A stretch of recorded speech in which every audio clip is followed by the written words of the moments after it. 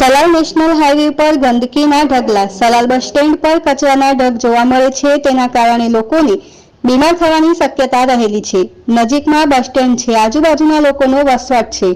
અન્ય લોકો મુસાફરી કરવા માટે આવતા હોય છે ત્યારે કચરાના ઢગ હટાવી લેવા જરૂરી છે, કારણ કે અહીં કચરાના કારણે દુર્ગંધ પણ લાગે છે, તેથી રોગ ફેલાય તેવી પણ દહેશત રહેલી છે।